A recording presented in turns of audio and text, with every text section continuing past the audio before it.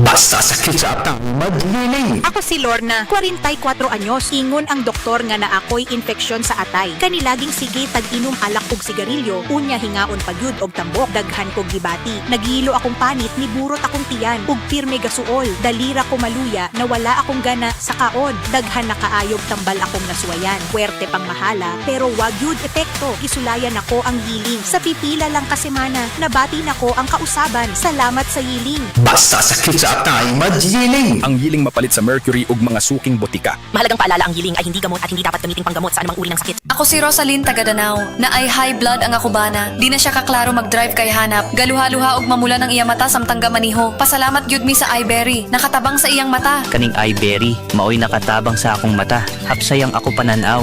Inigsaka sa akong high blood kanang 150/100. Maghanap pod ang ako pananaw. Di na ko kaklaro drive.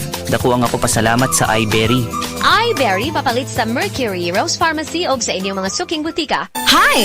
Ako si Crystal Brenna, usa ka virtual assistant ug model. Being a working mom is not easy, especially having a special child kag ga-require sab sila og special care. Pero, nakaya nako. Well, thanks to MXD capsule na verified with alpha, beta o gamma nutrients, kauban ng pag-exercise o proper diet.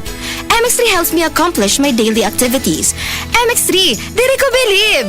Mahalagang paalala, ang MX3 kapsula hindi gamot at hindi dapat gamiting panggamot sa anumang uri ng sakit. MX3. Dito ako, believe. Halina't umasenso sa Balitang Land Bank. Hatid sa inyo ng Land Bank. Your future powered by Land Bank.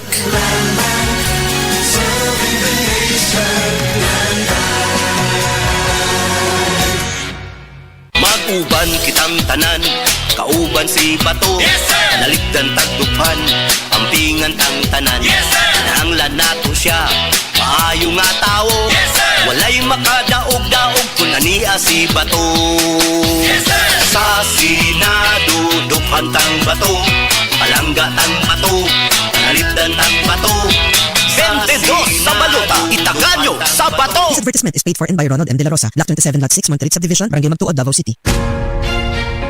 Nabala ka ba kamo sa kaugmaon sa mga mag-uuma o seguridad sa pagkaon? Kung mao, paminaw na sa Balitang Yutawhon sa 7. Kaugalingong yuta para sa bagong bukas na masagana. Dinihilang sa Balitang Yutawhon sa 7 matag Sabado alas 5 sa hapon hangtod sa alas 5:30 sa hapon.